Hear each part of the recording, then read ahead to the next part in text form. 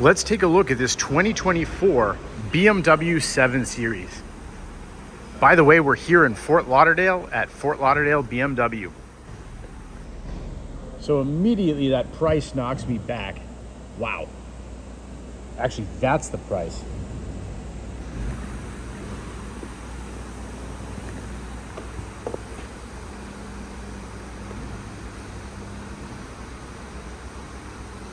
Very imposing grille on this. Decked out in M badges, black wheels. What do you think of this spec on this? I'm not really a fan of murdered out. I've never really been into triple black. Like, I would at least get the interior beige or cream. Anyways, put in the comments, would you spend $180,000 on this BMW 7 Series?